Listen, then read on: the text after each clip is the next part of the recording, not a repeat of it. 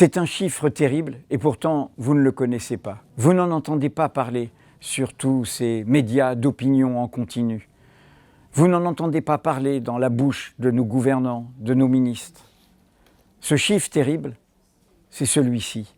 Chaque année, en France, dans le pays de la Déclaration des droits de l'homme, plus d'1 million de personnes sont victimes d'actes racistes, de violences, d'insultes, de discriminations dont la haine de l'autre est le moteur.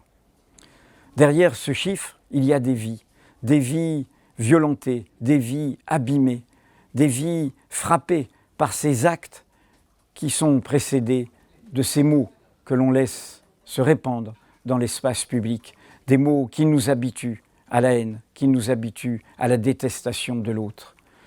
Alors, Mediapart a voulu leur donner toute leur portée, après les avoir chroniqués régulièrement dans des chroniques justement de la haine ordinaire. C'est le premier titre d'une collection que nous lançons aux éditions du Seuil qui s'appelle « Enquête de sens ». La haine ordinaire des vies percutées par le racisme.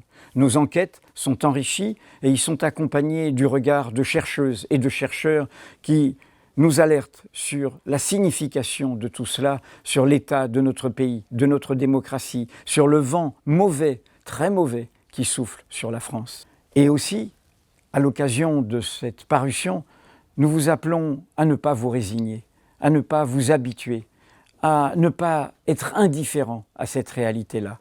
Il faut se secouer, il faut se mobiliser, il faut faire cause commune contre ces haines ordinaires, il faut s'unir.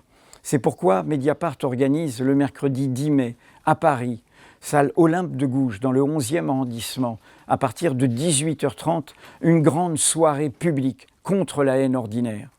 Les victimes y auront prioritairement la parole et à cette occasion, en venant nombreuses et nombreux, nous dirons à tous ceux qui sont animés par la haine de l'autre, par le racisme, par l'antisémitisme, par l'islamophobie, par la LGBT-phobie, par toute cette détestation de l'humanité, du genre humain, de notre humanité commune, eh bien, nous leur dirons non, vous n'aurez pas notre peau.